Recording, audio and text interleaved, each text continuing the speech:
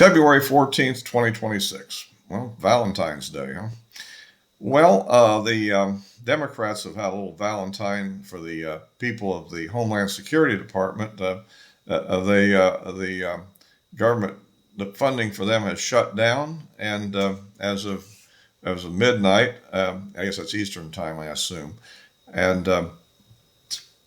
the Democrats have voted against the ongoing funding. Of course, as the one Democrat that didn't vote for the shutdown, Senator Fetterman of Pennsylvania, pointed out that this will not affect ICE operations directly because they've already been funded under the one big beautiful bill. So a little foresight there on that one. So for the moment, other agencies such as FEMA, the Coast Guard, and the TSA and other things are getting their funding pulled. I guess the essential workers will work without pay during this period, and they can thank their Democrat buddies for this, I guess. I think this is another asinine effort, and I mentioned in my previous discussion the shutdown, I thought this was going to happen. And what we're really worried about is, of course, is to what degree and what the motivation is. They're trying to use this as a leverage to force the Trump administration to agree to severe restrictions on ICE activities, ones that could be almost incapacitating, and also subjecting the ICE personnel to unrestricted doxing and presumably harassment of their families and their homes and so forth. So this is the sort of thing that the Democrats are afoot, and they're using the excuse of the two people who were shot in Minneapolis to justify this, even though, of course, there's an ongoing investigation on that subject. We don't know what's going to end up happening with all that. In fact, my own thing on the the shooting of the of the nurse, I think that my opinion still may stand. We've never had any description at all of how this has been portrayed by the agents themselves, and so that. But at any rate, this is another situation, and we'll have to see how that plays politically. Do the Democrats gain from this, or do they lose from it? I mean, and of course, the efforts against the groups such as the Coast Guard, I think that may be some of the more controversial aspects of it. The TSA thing, if in fact it evolves like it did in the previous shutdown that they organized, it actually would start having an impact on travel, and that will annoy the public. So we'll have to see, again, how that plays out. The key thing, I guess, is to make sure that they don't have too restrictive of rules. There's the Republicans apparently have agreed that the ICE agents will wear body cameras, and now the Democrats are trying to restrict them actually using these pictures to getting a dossier, if you will, on all the radicals that have been disrupting these efforts. So this kind of continues to be an ongoing effort there, and I don't know exactly how that'll play out, of course. So, but that's one thing we need to hold the Democrats to task for what they're doing here. This is really outrageous as always, and so I never give them any quarter, really. I think they're always causing trouble. Remember, the only reason why any of these ICE activities are happening at this level was due to their complete ignorance, ignoring of the law, let's call it, but during the Biden years, in which over 10 million swarmed into the country without any vetting or investigation. So if you like these videos, please give me a like, subscribe, click the bell for notifications, and because I'd appreciate that. And also I post on Rumble as well. So if you prefer that site, definitely check me out there.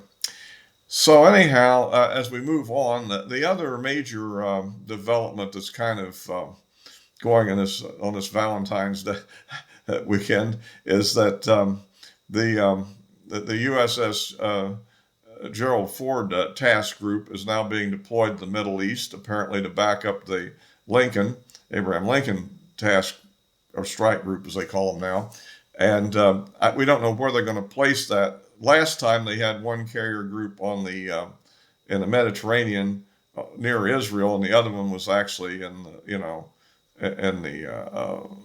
I guess the Arabian Sea in order to project power into Iran.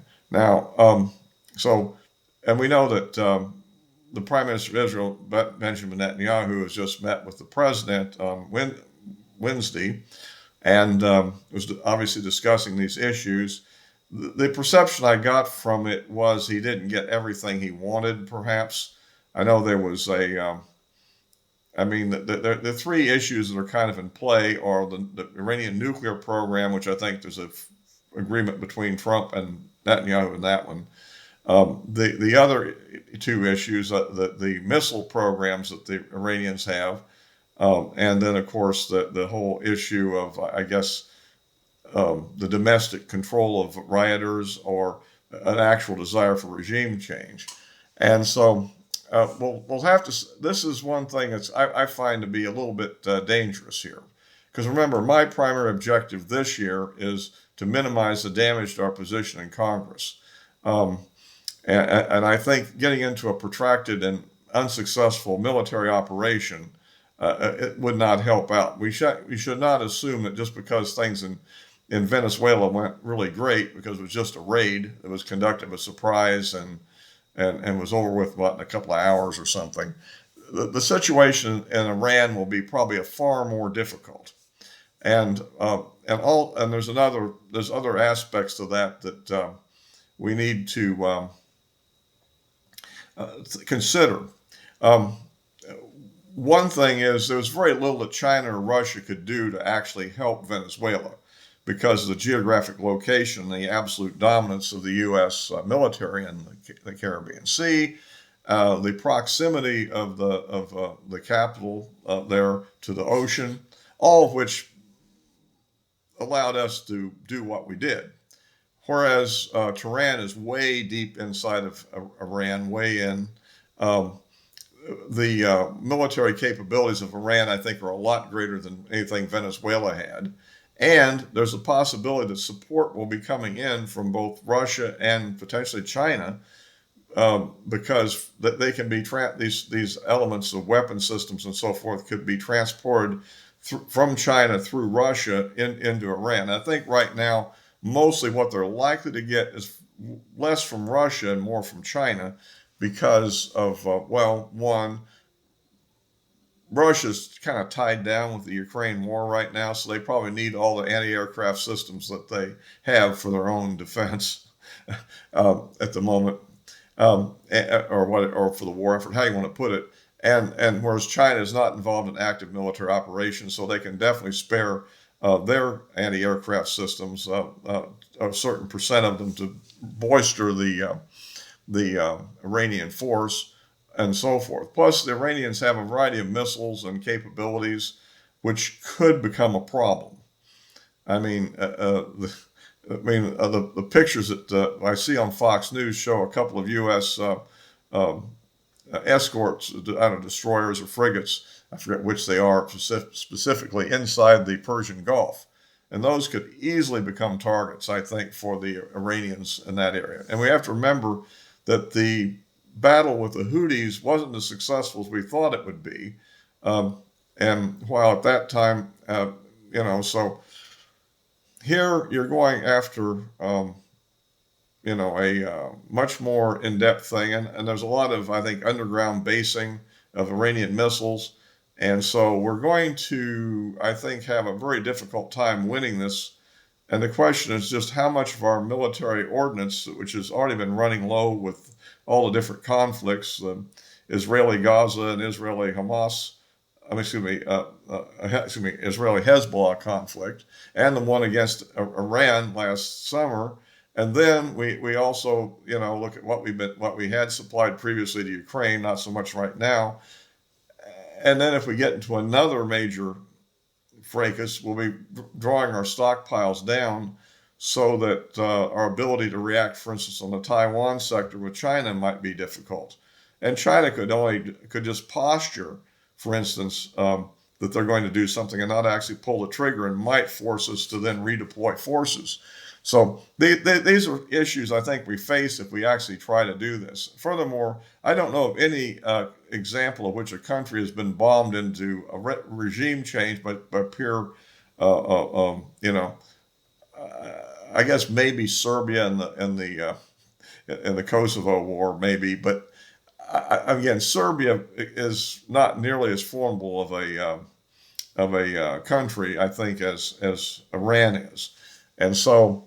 And we don't know what tactics the Iranians will use. I mean, will this be a joint U.S.-Israeli effort, or will this be just a U.S. effort? I mean, there's always a talk of that Iran, of course, immediately attacks Israel, which is another issue. And we really don't know at this point how much damage they did to Israel in the last conflict. Add to the fact that Israel had years to build up their stocks of interceptor missiles, the various Arrow missile systems that they had, and the David Sling system. I don't think Iron Dome had a whole lot to do with those long-range missiles. That's more against rockets from Hezbollah and Hamas.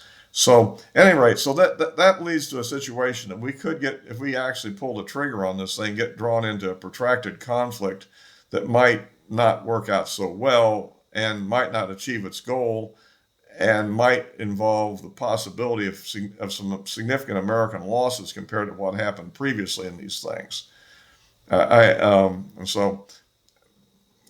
think we should show real caution there. I think that basically, if I can't imagine the Iranians are going to agree to give up their missiles, because it's really all they have for a military posture. They don't have much of a tactical air force left, considering the embargoes and what's already happened last year.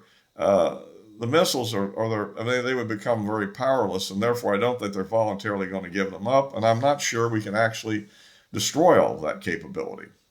That remains to be seen. So at any rate, that's pending, and that's probably one of the big developments that we're kind of looking at. And finally, I guess on the issue of Nancy Guthrie, well, as of this recording, there's been a few clues. We have a good idea what the height of the perpetrator is and where he bought his backpack, and they found a glove which they're testing for DNA.